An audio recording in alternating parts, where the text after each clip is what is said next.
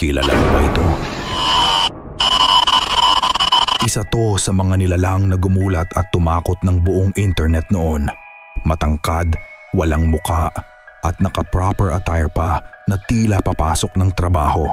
Ito si Slenderman at ngayon pag-uusapan natin ang kanyang pinagmulan at kung bakit nga ba siya kinakatakutan. Ako nga pala si Dark Vexel. Welcome sa channel ko kung saan ang mga horror games at creepypastas ay aking ikukwento at i-uncover. Simulan na natin ang kwento. Maraming bersyon ang kwento ni Slenderman at karamihan dito ay galing sa mga lumang forums, creepypastas at sa mga nagsasabing nakakita daw sa kanya. Pero halos lahat iisa ang sinasabi na si Slenderman ay isang matangkad na nilalang na halos singtangkad ng puno. Sobrang payat, kulay puti ang balat, mas maputi pa sa jowa mong maarte. At ang pinaka-creepy sa lahat, wala siyang muka, walang mata, walang bibig, walang ilong, para siyang maniking biglang nabuhay. Ayon sa mga kwento, matatagpuan daw siya sa mga lugar na tahimik, hindi matao, at napapalibutan ng mga puno o kakahuyan. Doon siya mahilig magmanman ng mga bibiktimahin niya. Madalas mga bata o kahit sinong naliligaw at napadaan sa lugar. Sinasabi rin na kapag nakita mo siya sa malayo, isang pag-blink mo lang, bigla na lang siyang nasa harapan mo.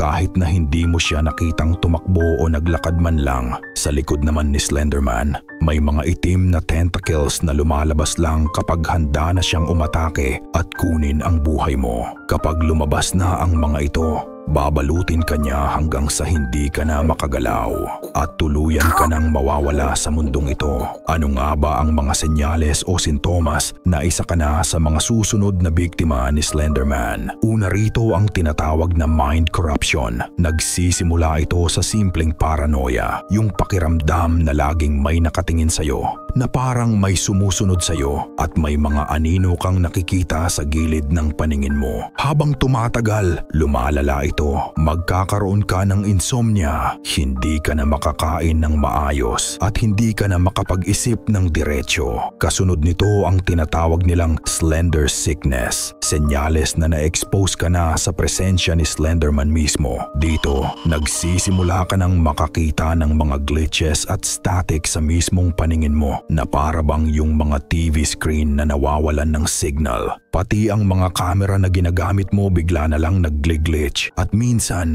nagdidilim ang vision mo kahit sobrang liwanag pa ng paligid. At ang panghuli, kung bata ka pa at ang bahay ninyo ay malapit sa kakahuyan o masukal na lugar, mataas ang tsansa na ikaw na ang susunod niyang puntirya. Dahil mahilig si Slenderman sa mga bata dahil mas madali itong target. Ngayon, saan nga ba talaga nagmula si Slenderman? Narito ang 3 kwento na aking na-research sa internet tungkol sa kanyang pinagmulan. Una, ang tinatawag na tall man drawings noong 16 at 17 siglo sa Europa. Ayon sa mga kwento, may natagpo ang mga lumang sketches o marginal doodles sa mga journal at diary noong panahong iyon. Makikita raw dito ang isang sobrang tangkad at payat na figura na nakatayo sa gilid ng mga drawing, nakasama ang mga bata at ang pinaka nakakakilabot, lahat ng batang kasama sa mga drawing ay siya ding mga nawawala sa kanilang mga baryo. Sinubukan pa nilang alamin kung sino-sino ang gumawa ng mga drawing na iyon, pero ni isa sa mga taga-baryo ay walang nag-claim na sila ang may gawa. Para bang bigla na lang itong lumitaw na parang may ibang kamay na gumawa nito.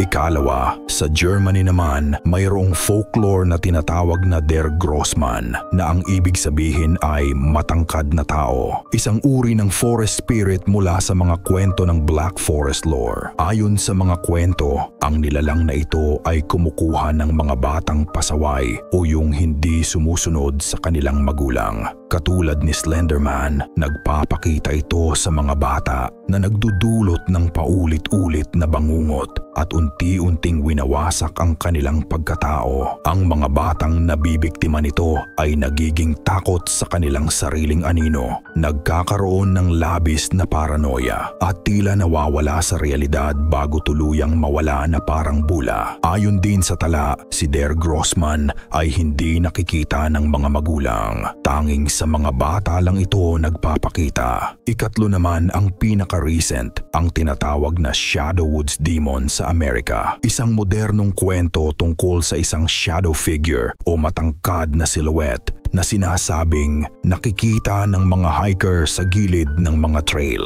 Madalas itong nakatayo sa pagitan ng mga puno, nakatingin sa kanila at hindi gumagalaw. Ayon sa mga kwento, kapag may nakita silang matangkad na anino na sumusunod sa kanila mula sa malayo, ilang araw o linggo lang ang lilipas, may mawawalang hiker sa parehong lugar. Maraming nakaligtas ang nagkwento na bago sila mawala sa trail, may nakita silang mga nilalang na hindi tao. At ngayon, ibabahagi ko ang isang true story na nakita ko sa Reddit. Isang encounter na nakakakilabot na merong pagkakahawig kay Slenderman. Tinagalog ko na lamang ito para mas maintindihan nyo.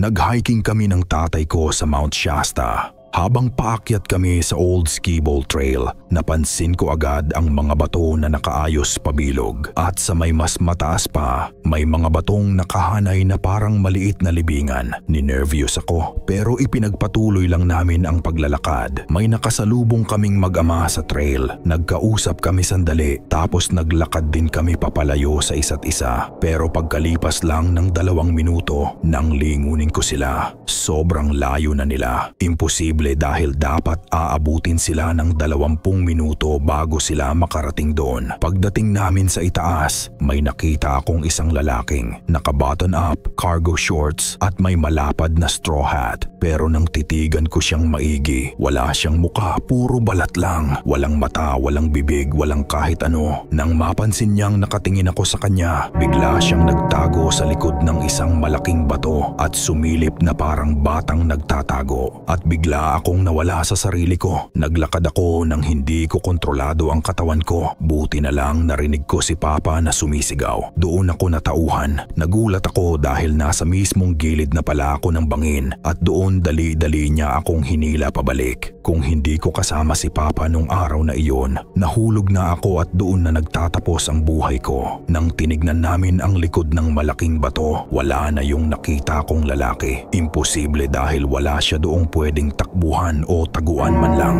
Paano nangyari yon? Ipinakita ng kwento na to ang pagkakahawid niya kay Slenderman, ang pagkokontrol ng utak at ang lalaking walang kamukha-mukha. Ang mga kwentong ganito rin ang posibleng nag-inspire sa kanyang creator na si Eric Knudsen noong 2009 nang likhain niya si Slenderman. Pinost niya ang unang 2 larawan sa isang forum na tinatawag na Something Awful kasama ng maiikling captions na sobrang unsettling at doon nagsimula ang viral phenomenon. Mabilis kumalat ang mga larawan sa internet at mula roon, unti-unting bumuo ang mga tao ng sarili nilang kwento, theories at creepypasta hanggang sa mabuo ang Slenderman na kilala natin ngayon. Dito lumabas ang mga video games tungkol sa kanya. At dito lalo siyang nakilala bilang isa sa pinaka-nakakatakot na nilalang sa internet horror culture. Ang ilan sa pinakasikat na games ay ang Slender, The 8 Pages, kung saan kailangan mo kolektahin ang 8 notes para tumigil siya. Sinundan ito ng Slenderman, The Arrival, isang mas malalim at mas cinematic na bersyon ng kanyang kwento. At syempre, sinama rin siya sa popular series ni Slendrina na nagbigay pa ng